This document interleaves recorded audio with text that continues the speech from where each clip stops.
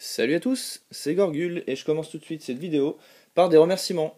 On a largement dépassé les 300 abonnés sur ma chaîne, donc merci à vous tous, ça fait vraiment très plaisir. N'hésitez pas, pour ceux qui ont des chaînes YouTube qui sont susceptibles de m'intéresser, de me laisser un petit com ou un message privé et j'irai regarder ce que ça donne. Voilà, je m'abonnerai à celles qui m'intéressent le plus. Je peux pas m'abonner et les suivre toutes puisque après c'est pas possible, hein, juste au niveau du temps. Regarder des vidéos toute la journée, c'est pas faisable. Mais voilà, n'hésitez pas à me laisser un petit com et j'irai voir tout ça.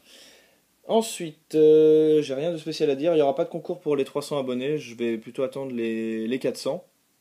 Donc voilà pour ça. Et c'est parti. Je commence tout de suite par le compte-rendu vide-grenier du dimanche dernier.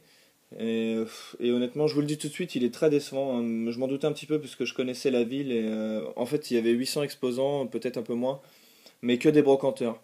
Voilà, pas de vide-grenier, pas de famille, pas de particulier. Donc forcément, la pêche a été assez maigre, bien que j'ai trouvé quand même deux trois trucs, mais c'est vraiment pas terrible. Mais bon, je me suis rattrapé avec les quelques achats sur internet. Allez, c'est parti. Donc, ce vide-grenier. Donc pour vous dire, hein, pas un seul jeu PS2, j'ai pas acheté de jeu PS3 non plus, il y avait vraiment rien du tout. Il y avait un revendeur qui vendait, par exemple, hein, c'est juste un exemple parce qu'il vendait plein de jeux, non, Mario 64 en loose, 25 euros. Voilà, c'est juste pour vous dire un peu le niveau du truc. Donc j'ai quand même trouvé des petites choses que je cherchais depuis un petit moment et que j'ai pas eu l'occasion de trouver parce que j'avais pas envie trop de bouger pour aller les chercher. Mais je suis content de les avoir trouvés en vide-grenier. C'est des petits films pour PSP. Voilà, La Chute du Faucon Noir et The Punisher. Voilà, donc ça me fait assez plaisir. Ça m'a permis de ressortir ma PSP du placard. Donc voici les petits supports, hein, les UMD, donc Universal Media Disc. Hop, protégé avec la bande passante ici. Je sais plus pour combien. 3 euros les deux, donc 1,50 centimes d'euros par jeu, par film, pardon. Donc ça c'était cool, c'était quasiment ma seule trouvaille, hein, avec une chose dont je vais pas pouvoir me servir. J'avais trouvé il y a pas longtemps l'équivalent des Star Wars, mais là j'ai trouvé le Scream 1, voilà, en film, mais c'est la version américaine. Donc même si un jour je m'achète le lecteur de voilà, le lecteur de disque adéquat, vu que ce sera sûrement une version européenne, je ne pourrai pas le lire. Mais voilà, donc je l'ai eu pour 2 euros. Donc ça c'est vraiment objet de collection, hein. C'est pas quelque chose que je me servirais à mon avis. Et voilà, c'est tout ce que j'ai trouvé dans ce vide-grenier, donc j'étais très très très frustré, d'autant plus que c'était quand même à 30 bornes. Donc faire 60 bornes en tout pour trois petits trucs, j'étais un peu frustré. Donc je suis passé chez un confrère qui fait des vide-greniers, qui m'avait gardé depuis peut-être 2 mois des jeux de côté. Et je suis passé chez lui à 7h30, 8h, mais il était réveillé, donc c'est plutôt cool de sa part. Et je suis allé lui chercher des petits jeux. Donc on a Oui Oui, l'aventure magique sur PS1. On a Victory Boxing 2. Power Serve, un jeu de tennis en grosse boîte. Donc tous complets, comme d'habitude pour les jeux de PS1. Et un petit Wonder Boy 3 sur Mega Drive. Hop. Voilà, donc celui-ci je l'ai payé 15 euros. Donc il me semble que c'est son prix, hein. Je ne suis pas allé vérifier, mais bon, je lui ai fait confiance. Et 1 euro chaque jeu de PS1, donc voilà. Ça reste très correct dans l'ensemble. Voilà, c'est tout pour les vide-greniers. Donc je passe aux achats du net, mais pas tout de suite. Je vais vous parler de ça vite fait. Donc en ce moment, je suis sur Zelda Phantom Hourglass sur DS, qui est un jeu qui se joue uniquement au stylet, donc c'est un Zelda. Et il est très sympa. J'avais un petit peu peur du jeu au stylet, mais au final c'est très très très ludique et il y a plein de petites énigmes, comme d'habitude dans les Zelda. Et il est vraiment très bien fait. Par contre, je vous conseille vraiment de mettre un film plastique protecteur sur votre écran parce que vu la tête de ma protection, j'imagine même pas, même s'il est moins fragile l'écran d'origine, voilà, je vous conseille vraiment, si vous voulez jouer à un jeu comme ça, de mettre un film de protection sur votre console. Et ensuite pour le Rage sur PS3 que j'ai commencé, que j'ai bien entamé. Et je crois qu'il avait été pas mal critiqué, mais c'est quand même une bonne surprise. Moi je m'amuse vraiment bien. Par contre à la manette je sais pas ce que ça donne. Et je voulais vous présenter donc mon Frag FX, avec lequel je joue à tous les jeux de FPS. Donc pour tous ceux qui sont habitués aux jeux de shoot sur PC et qui n'arrivent plus bien à jouer ou qui n'ont pas envie de jouer avec la manette, je vais quand même vous présenter ça pour ceux qui connaissent pas évidemment. Surtout que j'ai un vieux modèle moi, donc ça c'est le tapis. Et ensuite on a le matos. Donc vous avez une souris comme ça, voilà, avec les boutons PlayStation, je sais pas si on va bien voir là, voilà, triangle, rond, carré, etc. Qui est relié. Donc ça fait office de la partie gauche de la manette, hein, avec une molette, la croix directionnelle, etc. R2, L2, L1 pardon, ici. Et la souris. Donc la souris qui bouge, ça fait office de la manette la molette de droite, je vais y arriver, de la manette. Et bah, tout simplement, c'est génial hein, pour les FPS. Moi je joue qu'avec ça. Donc j'ai le modèle filaire, ce qui évite de changer les piles. Je me suis renseigné sur le site officiel de Splitfish, donc c'est les concepteurs, pour savoir quand est-ce qu'ils allaient en sortir sur PS4, parce qu'évidemment ce modèle n'est pas compatible. Donc ça va arriver dans l'année, voilà, faut le temps qu'ils fabriquent tout ça. Et voilà la boîte. Hop, je fais un peu de pub, mais c'est des bons produits. Donc c'est sûr que c'est pas aussi bien qu'une vraie souris de PC, mais ça s'en rapproche vraiment pas mal, et en fonction des jeux c'est plus ou moins bien. Mais dans 80% des cas c'est génial honnêtement, et dans tous les cas, pour ceux qui sont habitués à la souris, c'est quand même 1000 fois mieux qu'avec la manette. Voilà, on prend beaucoup plus de plaisir. Donc ça c'était pour la petite parenthèse, et donc Rage, donc jeu très sympa, il y a même des courses de voitures à l'intérieur intégrées au jeu, c'est plutôt cool. Allez, passons aux achats de la semaine.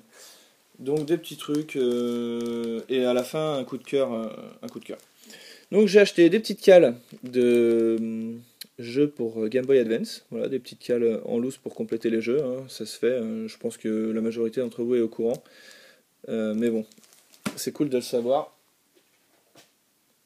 Après, un jeu de PSP que j'avais étant plus jeune, Untold Legend, la confrérie de l'épée, que j'ai racheté complet puisque je l'avais en loose. C'est un jeu que j'avais bien aimé, une sorte de Diablo-like, hein, hack and slash en temps réel. Voilà. Et je pense que je vais me le refaire dans pas longtemps, puisque j'ai ressorti ma PSP, du coup elle fonctionne encore. Oui, pardon, j'ai pas parlé du prix, j'ai dû le payer 13€ celui-ci. Voilà, 13€ sur eBay, frais de port compris. Ensuite, comme j'ai adoré les Dead Space, que j'ai fait le 1 et le 2 en 2 semaines, j'ai pris le Steelbook de Dead Space 3, faut en profiter, ils sont pas chers. Je crois que je l'ai eu pour 6 ou 7€, frais de port compris, pareil sur eBay. Bon, il est simple, il est pas exceptionnel. J'aurais préféré voir la combinaison de plus près avec le casque et tout, mais bon, voilà. Il n'y a plus qu'à acheter le jeu maintenant. Après, qu'est-ce que j'ai eu de sympa? J'ai toujours sur eBay, je cherchais les jeux Fear 1 et Fear 2 pour pas trop cher, et ben voilà, sur eBay, juste à côté de chez moi, j'ai eu la chance de choper le 1 et le 2 complet pour seulement 3€.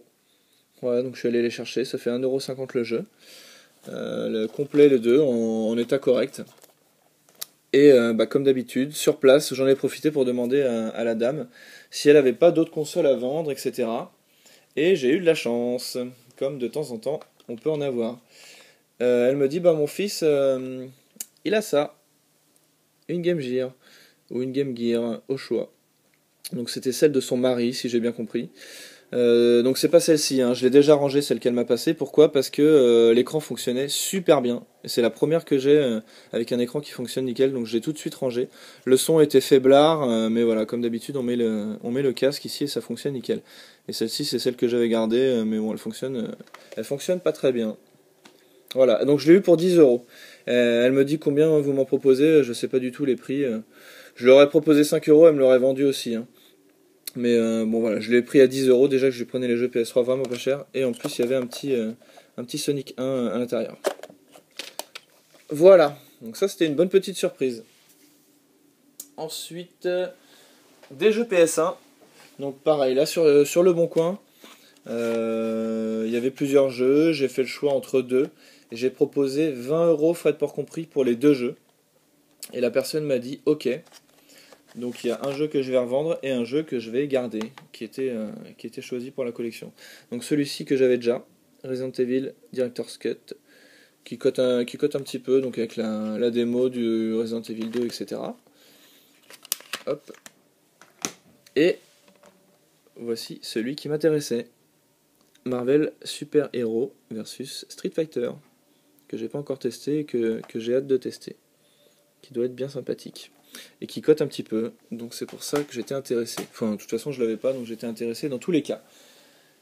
Voilà, je vais finir par mon achat coup de cœur. Donc c'était une vente aux enchères sur eBay. Et personne n'a enchéri, alors je sais pas, du coup je me suis pas trop renseigné sur le prix. Mais je pense quand même avoir fait une affaire correcte. Vous me direz ce que vous en pensez. J'ai pas trop regardé non plus depuis. Mais je pense que c'est une chose qui est assez rare. Et j'ai été étonné que personne en chérisse. Donc, bref, vous allez me dire ce que vous en pensez. Donc, voilà ce que j'ai chopé. Je connaissais pas du tout cette console, la Game Boy Micro. Et il se trouve qu'elle était en boîte, en état correct. Je dirais pas en très bon état, mais en état correct. Il manque du rose, là, il a dû passer un produit. Donc, on a une sorte de fourreau que je vais vous enlever pour vous montrer un petit peu. Hop. Voilà. Et à l'intérieur, il y a une deuxième boîte. Enfin, il y a un fourreau et une boîte. Donc il manque juste tout ce qui est cale. Il devait sûrement y avoir des cales en carton. Donc on a le chargeur, une petite housse en silicone et les notices au fond. Voilà. Hop. Et voilà le petit bijou. Et franchement, je dis bijou, mais c'est vraiment un bijou. Regardez-moi ce rose. Donc j'ai complètement craqué sur la console, qui est en état très très correct, en très bon état même on peut le dire. Quelques micro-rayures sur l'écran, mais vraiment pas grand chose. Et surtout, alors je vais me mettre dans le noir. Regardez-moi ce rétro-éclairage. Hop. Je sais pas s'il va faire le focus sur l'écran. Voilà. Donc j'ai mis un petit Zelda sur Game Boy Advance. Donc apparemment il prend que les jeux de Game Boy Advance. Hein. Je pensais qu'il prenait les jeux de Game Boy ou autre. Bon, évidemment on voit pas grand chose. Hop. Allez mon petit. Donc on a même les boutons Start et Select rétro-éclairés en rouge. Hop. Et je pense qu'avec une prise casque on aura un meilleur son aussi, puisque le son est quand même assez faible. Voilà, mais j'ai vraiment craqué sur la console. Et j'ai réussi à avoir ça, donc personne n'a enchéri, pour 46 euros frais de port compris. Je trouve vraiment pas ça excessif pour une Game Boy Micro complète. Voilà, dites-moi ce que vous en pensez, mais à mon avis c'est dans les prix. Et voilà, c'est fini pour ces achats. Je vous souhaite à tous une bonne fin de semaine, parce que je suis un peu en retard sur mes vidéos. Et je vous dis à la prochaine. Bye bye.